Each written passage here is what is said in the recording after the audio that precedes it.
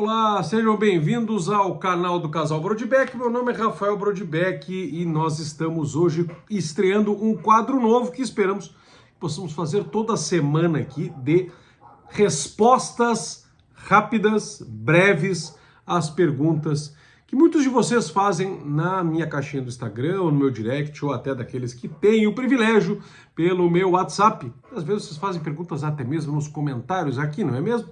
Pois bem, eu selecionei algumas das perguntas e vamos respondê-las brevemente. Não é um tratado de teologia, não é um grande curso doutrinário, não é uma direção espiritual, são breves conselhos ou uma curta resposta, tanto é que o nome desse nosso quadro vai se chamar Curto e Grosso. Então vocês já comecem a comentar aqui se vocês gostaram do nome do quadro, se acharam muito curto, se acharam muito grosso, se acharam curto e grosso e, portanto, ridículo, e outros, caso tenham achado o curto e grosso bastante adequado. A primeira pergunta que me chegou aqui: como a Igreja Católica entende a relação entre a fé e a razão no processo da salvação?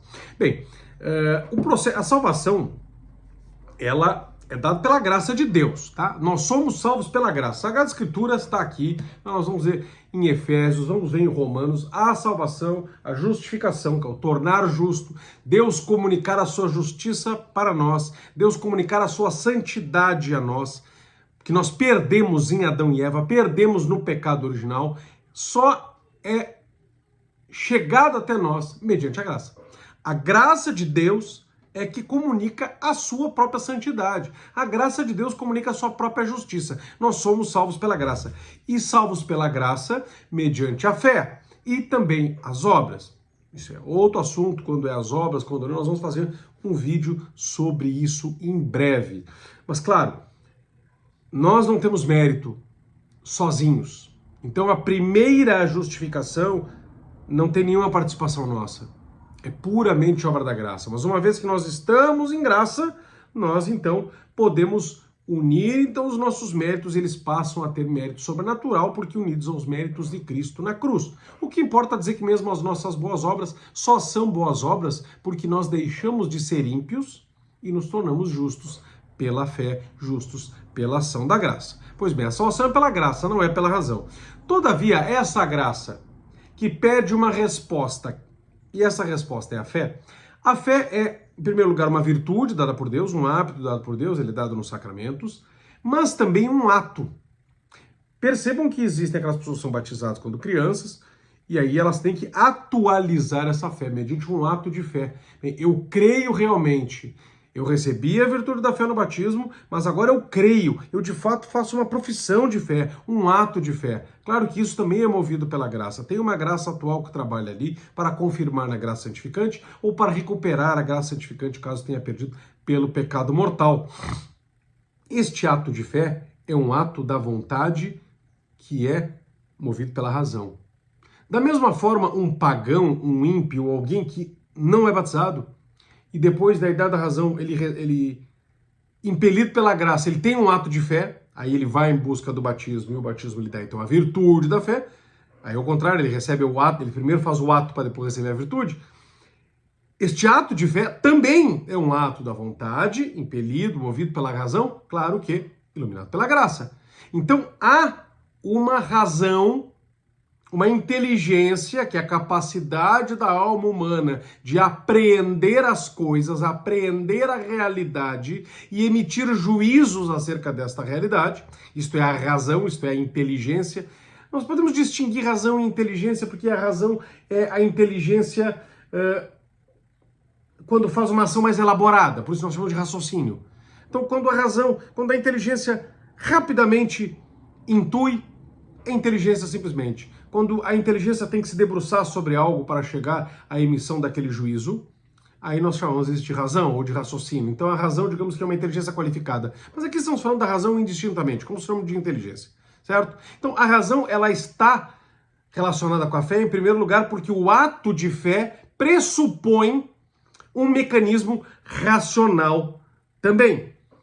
Por outro lado, ainda que a razão em si não salve, Ainda que a razão em si não reconheça todos os atributos divinos, ainda que a razão em si não possa optar por Deus e querer a salvação e buscar a santidade e fazer a vontade de Deus, porque somos ímpios, somente a graça pode nos tirar da impiedade, o fato é que essa razão humana, que também foi dada por Deus, ela é capaz de conhecer a verdade, é capaz de conhecer que Deus existe e conhecer alguns de seus atributos. Então a razão, em primeiro lugar, ela pode conhecer a Deus, ela pode conhecer alguns dos atributos de Deus, ainda que não possa ser meio de salvação.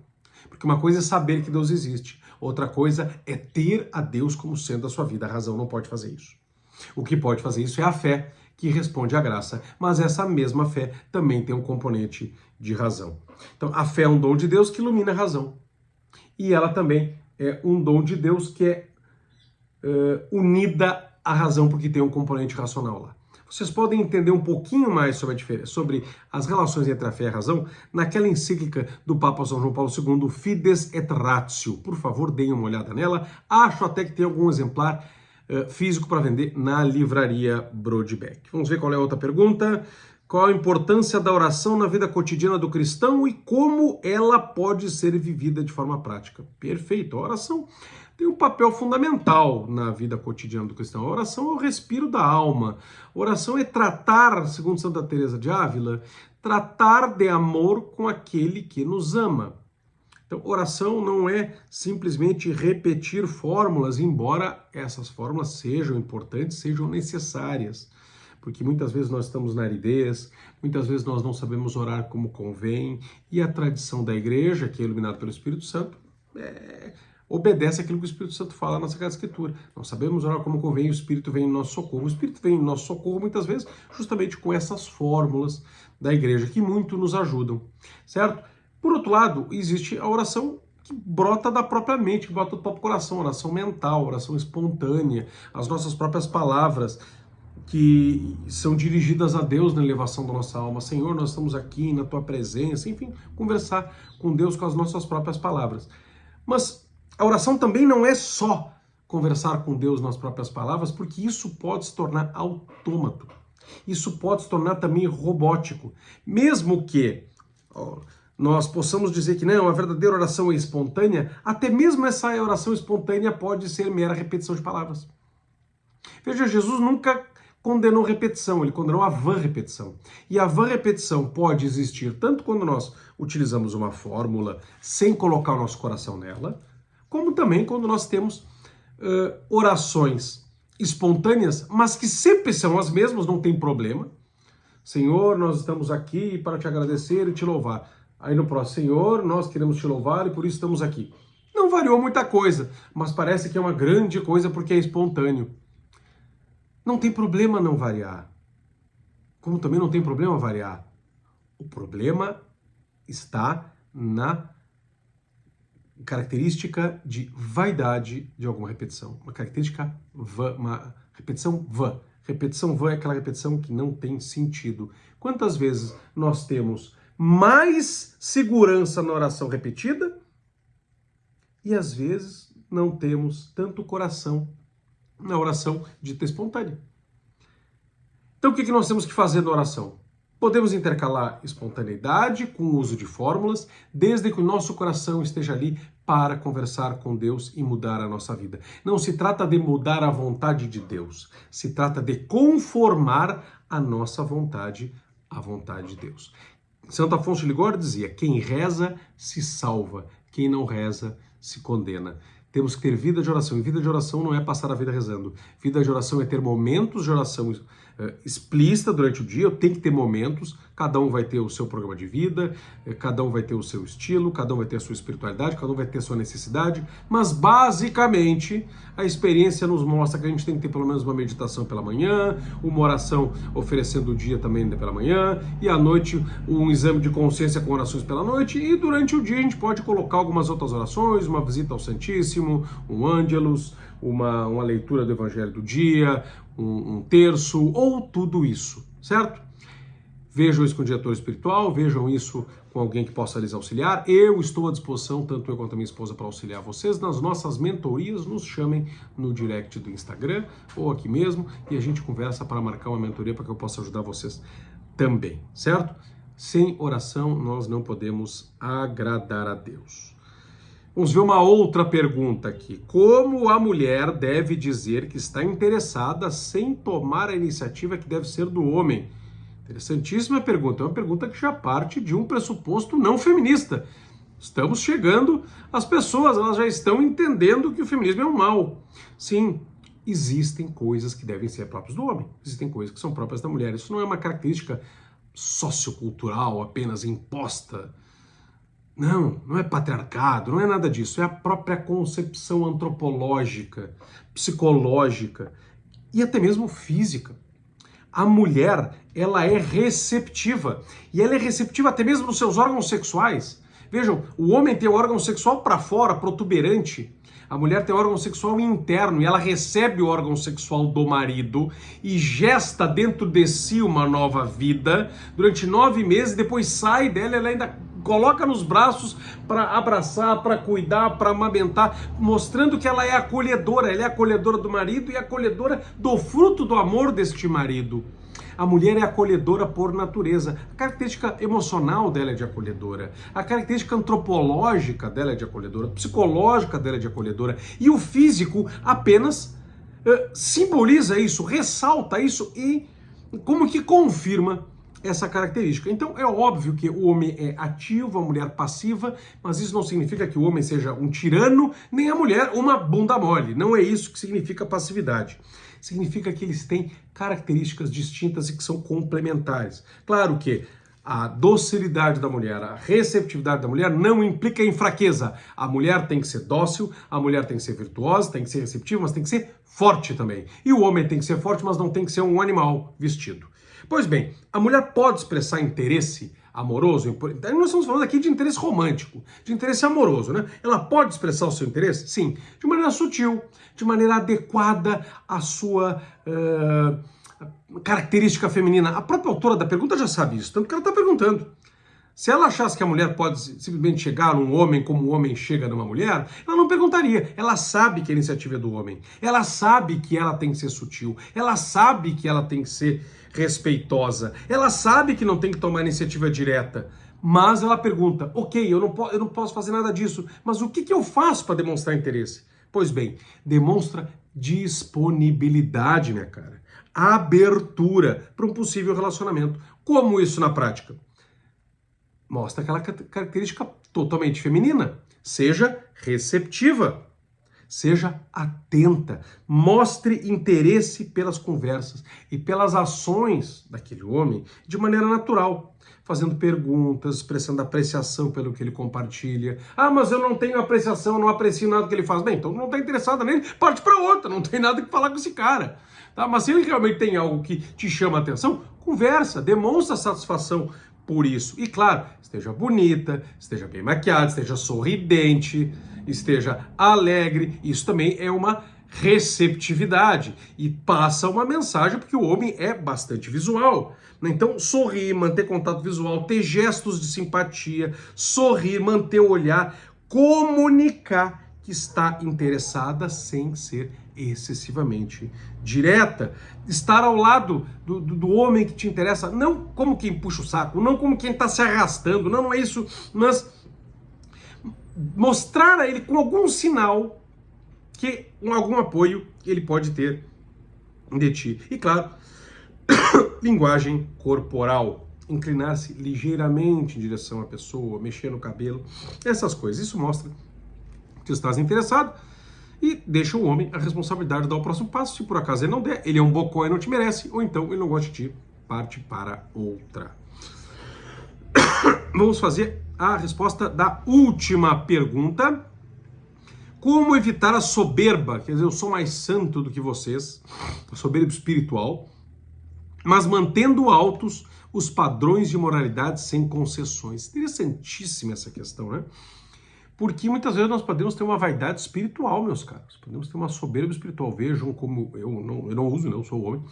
Vejam como eu uso véu, eu sou mais santo do que vocês. Vejam como eu só uso saia. Vejam como eu só vou na missa tridentina. Que não é nenhum problema escolher isso na missa tridentina. Nós não podemos nos achar mais santos por isso. Eu, se puder, só ir na missa tridentina. Eu não tenho que me achar mais santo por isso. Vejam como eu rezo em latim também. Mas eu não sou melhor que os outros por isso. E eu posso rezar em latim. Então, nós temos que manter altos os padrões de moralidade. Eu não tenho relação sexual com a minha namorada.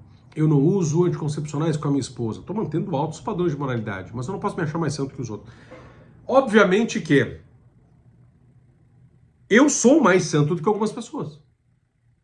Objetivamente. Objetivamente. Certo? Se eu busco estar na vontade de Deus, se eu busco me confessar, comungar, rezar, obedecer os mandamentos, obviamente, de maneira objetiva, eu tenho mais santidade que alguma pessoa que não faz isso. É óbvio isso. Isso é evidente. Assim como existem outros que estão muito mais acima de santidade que eu. O que eu não posso é ficar o tempo inteiro pensando nisso. Mas vejam como eu sou mais santo que ele. Eu tenho que ver alguma alma que está perdida como digna da misericórdia de Deus, levou o evangelho para ela. Claro que eu posso julgar alguma ação concreta dessa pessoa na medida em que vai ter um efeito pedagógico, vai ter uma ação apostólica para ajudar essa pessoa, vai ser algo ilustrativo para que eu não caia no pecado, para que eu explique para os meus filhos que tal coisa é pecado. Ok. Mas não para eu achar que eu sou melhor do que ela intrinsecamente. Eu não sou melhor que a pessoa intrinsecamente. Se eu sou mais santo, eu devo a graça. Se não fosse a graça, eu seria pior do que essa pessoa, talvez. E quem sabe se a graça não vai agir nessa pessoa, ela vai se tornar mais santa do que eu. Bendito seja Deus. Então, o que eu tenho que fazer para manter altos os padrões de moralidade sem concessões, mas ao mesmo tempo não ter soberba espiritual? Reconhecer a minha própria humanidade, minha própria fragilidade. Apesar dos meus esforços, se não fosse a graça, eu vou falhar. Certo? Eu vou falhar. Eu não sou digno de ser chamado apóstolo, mas pela graça de Deus eu sou. De São Paulo, lá em 1 Coríntios 15, 9 a 10. Segundo, eu tenho que não condenar os outros, embora eu possa reconhecer que há pecados objetivos. Mas não condenar, orientá-los com amor, com respeito, e sempre com compaixão e rezar pelos pecadores. Quando se discute questões morais, a gente tem que ser firme na exposição da doutrina, mas também ser paciente e disposto a ouvir, inclusive para ter bons argumentos, para levar as pessoas a Cristo, né? Temos que ser firmes na defesa da verdade, não idiotas para que caguem na nossa cabeça, mas também não podemos ser arrogantes com os outros. Podemos ser duros, mas não arrogantes. E evitar julgamentos precipitados, né? Porque muitas vezes outra pessoa pode simplesmente ser tão humilde que a sua santidade não transpareça. Eu devo, enfim, testemunhar sem me vangloriar, ter uma vida de oração e autocrítica, sabendo o tempo inteiro que eu dependo da soberana e maravilhosa graça de Deus. Pois bem, este foi o nosso curto e grosso, né, primeiro episódio. Espero que vocês tenham gostado. Curtam este vídeo, comentem, compartilhem, inscrevam-se no canal e ativem as notificações. Nos vemos no episódio 2 do Curto e Grosso ou em algum outro vídeo aqui no canal do Casal Brodbeck. Se vocês querem receber mais formação ainda, cliquem em algum lugar aqui desse vídeo para se inscreverem, assinarem a comunidade Família Brodbeck, receber informação comigo e com a minha esposa. Bendito seja Deus, até mais.